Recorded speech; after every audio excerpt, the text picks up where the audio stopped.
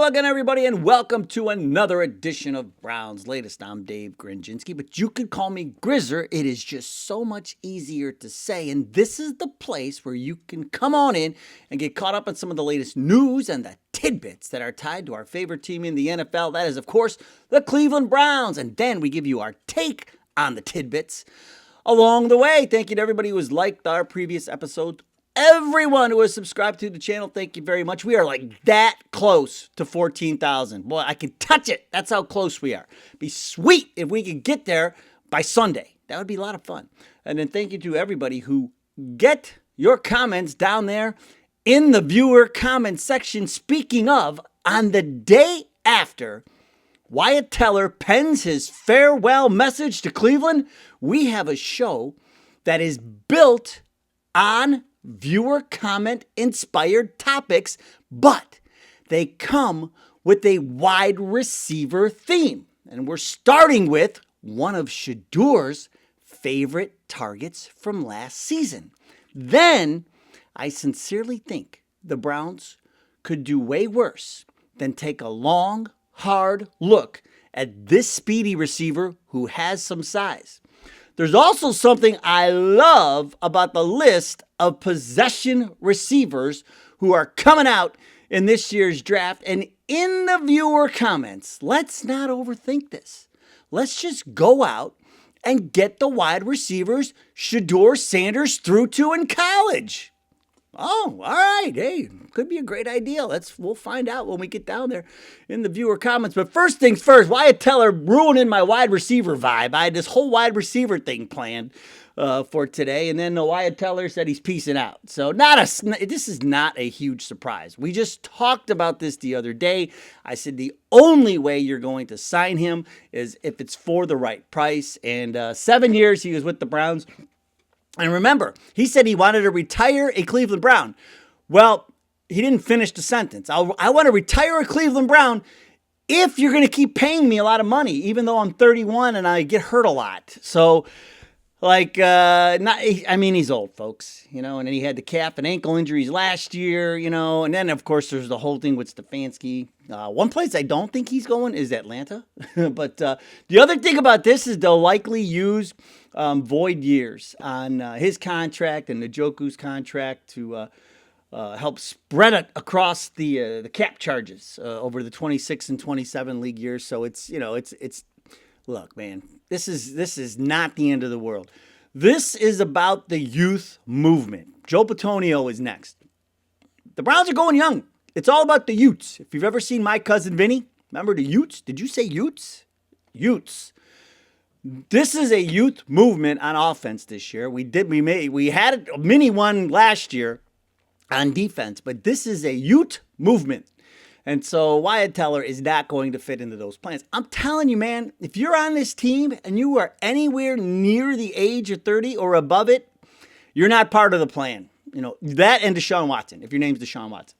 You're not part of the future plans. That's just the way it is, man. That's where this team is at. And so Wyatt Teller, it was fun while it lasted. It had some great pancake blocks and road grader looking blocks. But we're going to go and draft either the dude from Iowa or the dude from Penn State. And we'll get ourselves a new young road grader who has a rookie contract. And so that's what this is about.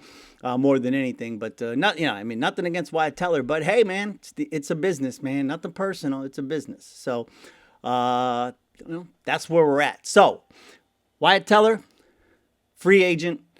Good luck, man. Just don't go to Atlanta because that's going to be a complete mess. All right, now on to our wide receiver themed viewer comment topic show. This is the first time ever we've had a theme, and we start with this viewer comment from Seacott Camp, who says, Kaden Davis, wonder how his development has gone this year on the practice squad as a wide receiver and for special teams. And so, could Kaden Davis be an option for the Browns this year? Remember, his claim to fame was catching those 2 touchdown passes in that preseason game when Shedeur Sanders started last year. Remember, it was a 7-yarder and a 12-yarder, and he also had a 29-yard catch and run over the middle. Looking great. He did a little special teams work for us too. Hey, he's got speed. 4.4 speed. And he's quick in short bursts. He's effective in the red zone, right? He showed that in that game against Carolina. But here's the thing. He's 27. He'll be 28 in September. And all I'm going to say is this. If you're pushing 28 and you have not been able to latch on to a roster at this point in your career, it's probably not going to happen.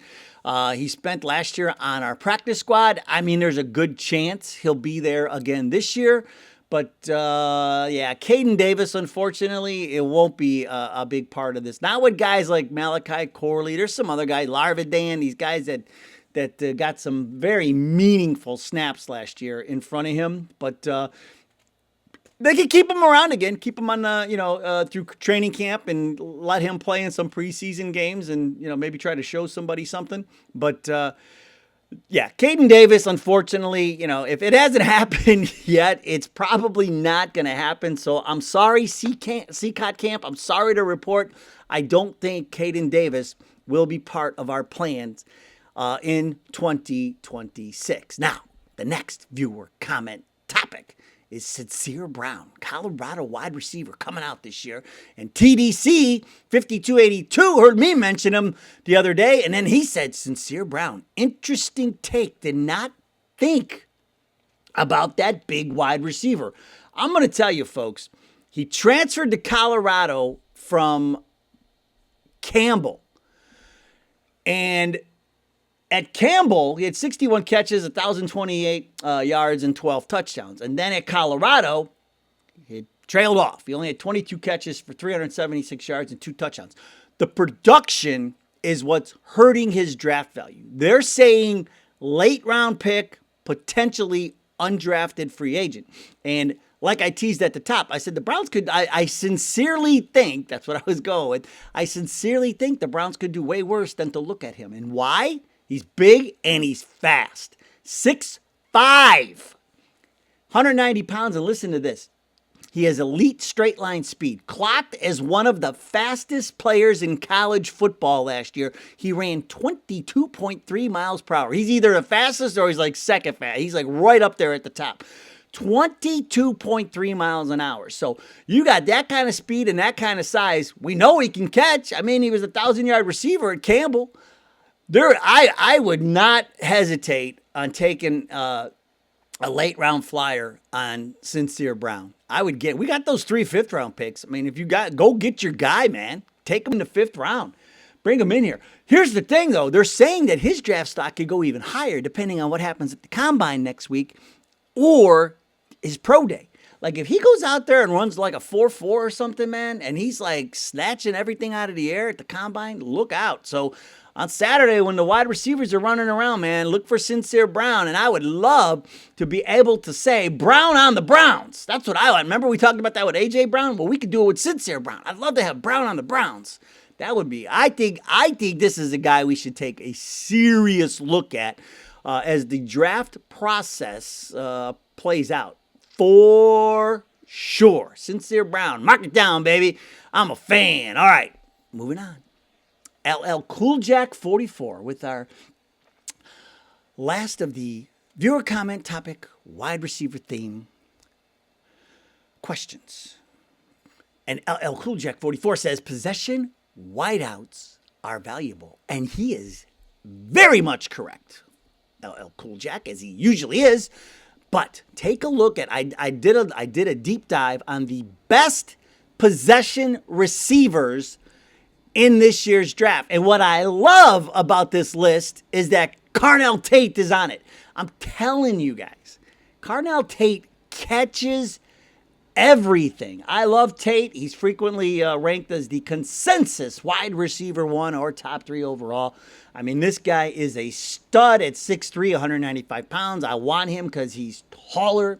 I want bigger receivers at 6'3", so I want 6'3" and higher. So Sincere Brown fits. So I love everything about Carnell Tate. At pick 6, if we can get Carnell Tate, we got to get him. He is JSN 2.0 in my book. Jordan Tyson. I don't like Jordan Tyson. He is 6'2", which is not tall enough.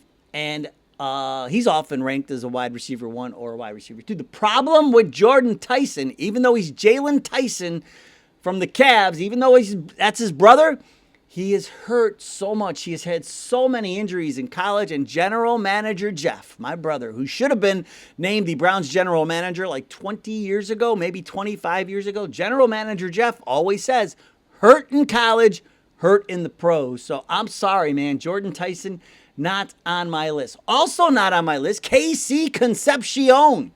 Texas A&M, the Aggies, the 12th man and all that. He's only 5'11". We don't need a guy like that. We've got Isaiah Bond, Judy 6'1". I mean, we got a bunch of guys who are smaller. The biggest guy we got is Ced Tillman at 6'3", but he can't stay on the field, man. He can't stay healthy.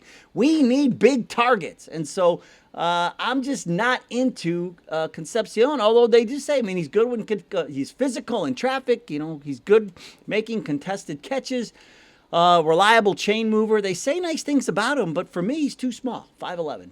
But there's my other guy, Denzel Boston. All 6'5" of him.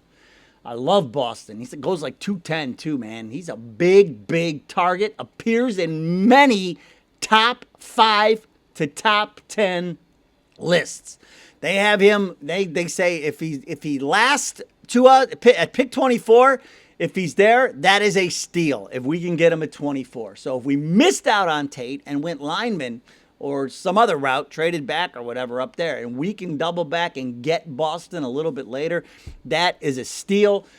His profile aligns with possession traits like contested catch wins and intermediate reliability. So not only can you send him flying down the field and throw him some jump balls, throw him some 50-50 balls, but he'll catch you some balls in traffic too, man. I love Tate and I love Boston. Chris Bell, Louisville. He's only 6'2", but his physical profile, production, and upside make him a day 2 prospect in many evaluations. So these last 3 guys, like these are guys you could find day 2, and they could really help your team. Like Jeremy Bernard. He's only 6'1", though. 204. I feel like he's more like an Andre Johnson type receiver, Jeremy Bernard, but he's a strong NFL wide receiver candidate.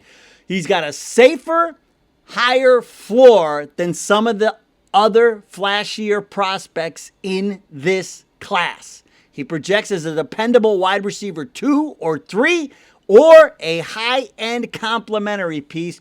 They love it. He's a possession receiver who's great with the yards after the catch, and he is good in versatile alignment. So you can line him up anywhere you want. And then there's Elijah Surratt. Boy, oh boy, he's 6'2" as well. If he was 6'3", I would be drooling over him as much as I drool over Tate and Denzel Boston, because Surratt catches everything.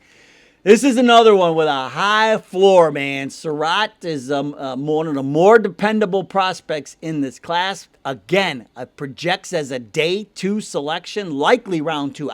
There's no way this guy's getting out of round 2. He can contribute early as a boundary possession zone, red zone threat, and they look at him as a definitely a wide receiver 3. I mean, there's no doubt there. High-end wide receiver 3, but more likely a wide receiver 2 is where he will end up. But for sure, man, like, if we can't get Tate at 6, for me, it's Boston. I like Boston a ton. And then after that, Surratt might be actually my third in the second round. Like, if you missed out on those 2, that's what I'm saying the other day. And some people are trying to clown me on the no wide receiver route. But the other way you could go with this first round is if you don't get Tate at 6 and Maui Ogoa's gone and Fano's gone, like if the top linemen are gone, or if you're presented with a trade back opportunity or whatever, and you don't hit on Tate and you don't hit on Boston. The problem is everybody at the end of that list are wide receiver 2s. You know, Tate to me, bona fide wide receiver 1. He is JSN 2.0 or he's a Buka. He is that type of receiver, and he's going to be that good or better than those guys. And then Boston to me could easily be a wide receiver 1, the big target. He's like a Metcalf type, man. Imagine when he gets some He's just gonna keep getting bigger. He's gonna be like a DK Metcalf type. Maybe not as big, but that's what he reminds me of. That's where I think he's going. And plus, he's got the pedigree. He's got his dad. But yeah, man. Like I think that if you don't get those guys, you could always in the second round get Surratt, who I love. I just think the guy catches everything, man, and he just misses on the size. But there you go. That's where I think we're at. So I'm all for taking Tate at 6, but I just don't think he's gonna make it to us, and we're gonna have to have a backup plan. That's the problem, We'll have to. It's a long way to go. But I just think Tennessee or the Giants or somebody's gonna grab Tate before we can, and then we'll have to pivot some way. Now, one thing we never pivot on are the viewer comments, and we are going to keep the wide receiver talk alive. And this is our first ever combined viewer comments. We're going to provide one answer for a combined 2 viewer comments, and we'll start with Teeb 1756, who said, "Get Xavier Weaver from the Arizona Cardinals and Lajohntay Wester from Baltimore." And then Boppet-Z1E doubled down and added to what Teeb has just said and said, "If the Browns want to put familiarity around Shedeur, go get Will Shelpherd off of Green Bay's practice squad and see if Baltimore will take a late round pick for Lajohntay Wester. Those were 2 of his main receivers at Colorado." And I'm like, all right, well, let's kick the tires on this. And so we built a graphic, and we'll start with Xavier Weaver with the Cardinals. Here's the thing. They have a new coaching staff. So the old coaching staff liked him. Doesn't mean the new coaching staff will like him. So there's a chance they would consider parting ways with Weaver. Now, I say that, and then in the next sentence, I say he's expected to compete for a solid spot in the rotation. I mean, they like him. They liked him a lot last year, and there's tape on him. So they're gonna watch that tape and make up their mind. But he had 7 catches for 67 yards in 10 games. He played more than half the games last year. Most of his action came in week 11. The thing is, his low-cost contract. Rookie contract. Don't forget, man, if you got guys on rookie contracts, you're typically not giving them up. And there are minimal guarantees in this contract. He's inexpensive. So even if they keep him around as inexpensive depth, even if he's just a backup, he's still not costing them anything. And so he is more valued as inexpensive depth as he is a trade chip, especially given his limited production so far. So, new coaching staff, but I don't think Xavier Weaver is going to go anywhere. Now, Will Shelpherd. This is a guy that I like. I like it a lot because I like Will Shelpherd a lot because he's 6'3", and he's about 200 pounds. I like his size, and he's a red zone threat. Got reliable hands as a possession receiver. He would have fit in perfectly on the list we just went over of possession receivers. But here's the thing. Recent reports indicate he has secured a spot on the roster heading into this season. Remember, Green Bay did not get a new coach. LaFleur is still there. So if LaFleur liked them last year, LaFleur is going to like them this year. And he's going to like them even more if Romeo Doubs signs with another team. Doubs is a free agent. Will Shelpherd will step right into his wide receiver 2/wide receiver 3 role. So Will Shelpherd is, to me, no way is that happening. Green Bay is not going to let, unless they re-sign Doubs and then that room stays crowded and they don't have anything else they can do with Shelpherd, it's not happening. And so someone's going to pay Doubs. And, he's probably tired of sharing a room with 19 receivers like Green Bay has every year. They're impossible to pick on fantasy. Like, I don't even look at them, because there's so many of them. But I don't think Will Shelpherd's going to happen.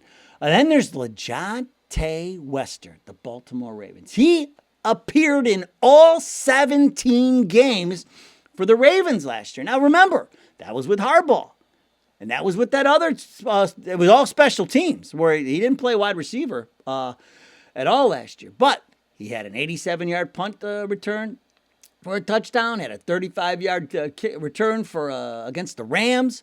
He's running back kicks, punts, and But remember, Wester's the guy who muffed the punt against us and set us up with that short field when we played at their place. But new coaching staff, so they may not be as enamored with Wester. So I'm saying there's a slight chance. But again, this is a guy on a rookie contract, not going to call it. And he returns punts and kicks.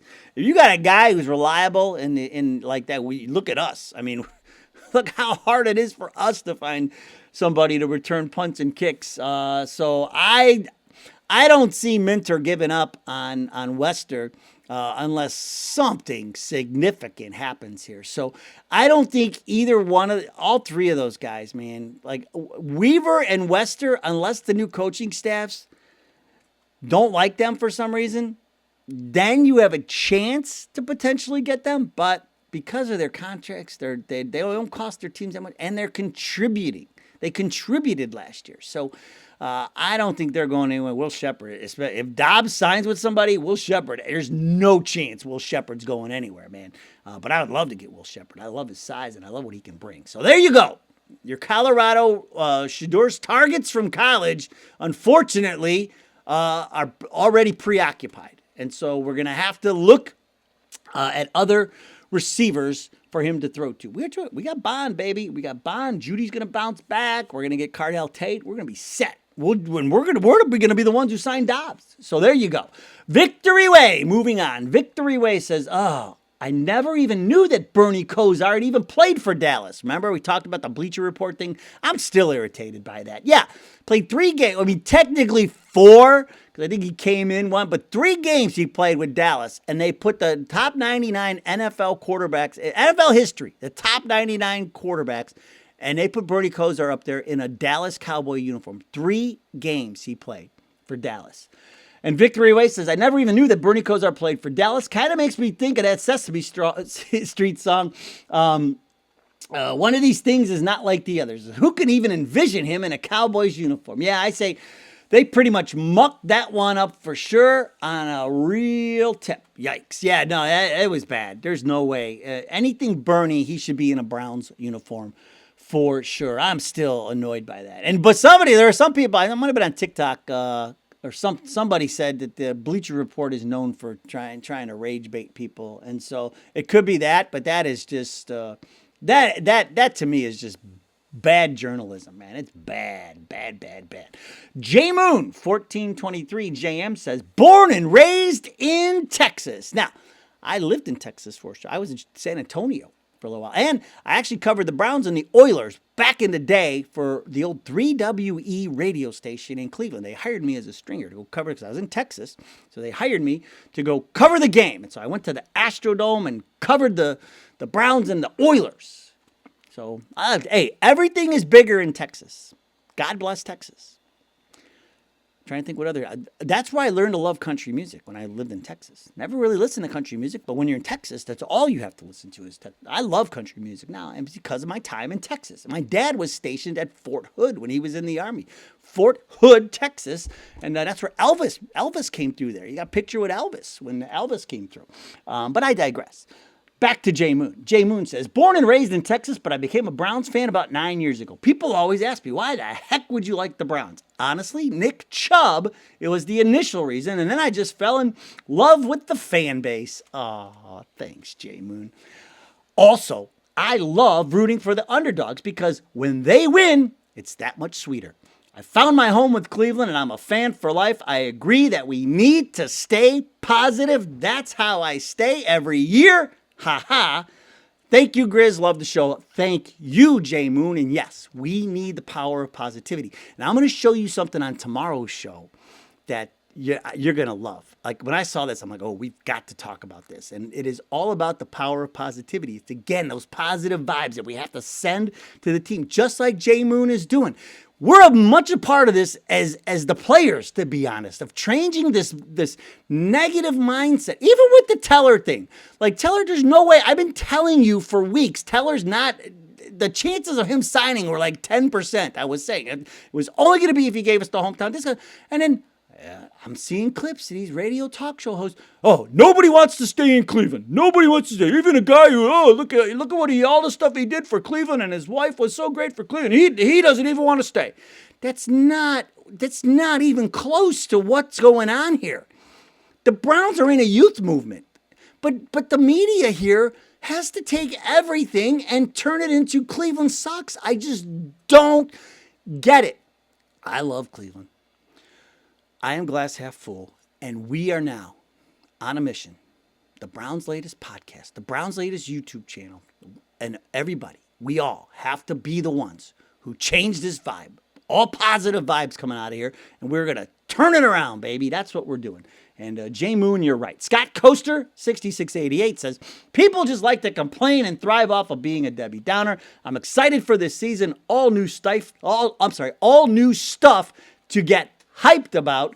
Go Grizzer and the Browns. Yes, go Browns. Scott Kosar, great take. And that's where we all have to live, man. You just have to look at these things big picture.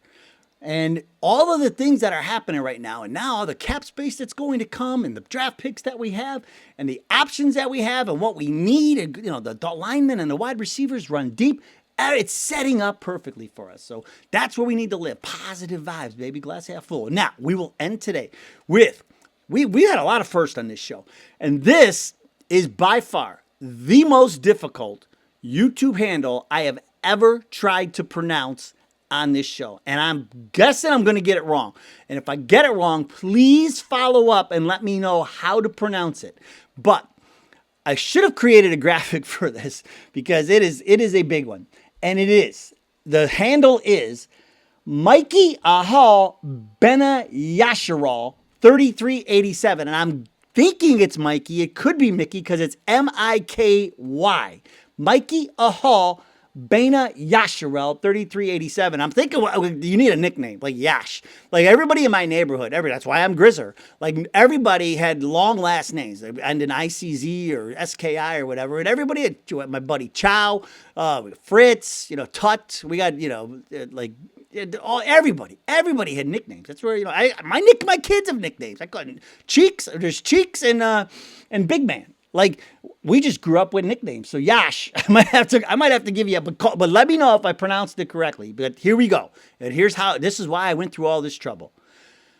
Yash says, I'm a Steelers fan. The Browns will destroy the AFC division in 2026. This is the only year I'll celebrate with the Browns organization. He said this is the only year he's going to celebrate because the Browns are going to destroy the AFC. We are going worst to first. Yash agrees. That's where we all have to live. Positive vibes. We've got Steelers fans on our sides. That's the kind of positivity we need. I love it. All right. Remember, tomorrow's show, something special. So we're going to set the tone for positive vibes, baby, with the help of somebody from TikTok. And it's not our girl, Lena. It's somebody else that I found. And it's going to be fun. It's going to be fun. We're going to break it down. We'll go through it. And, I got a big one planned for you tomorrow. Big stuff coming tomorrow. All right. Thanks I hope you liked our viewer comment topic wide receiver theme show. And Wyatt Teller. I had his whole thing planned. It was going to be all wide receiver talk, and then Teller did his thing. But what are you going to do? That's the way it goes. That's all right. All right, thanks for joining us. Go Browns. We will see you next time.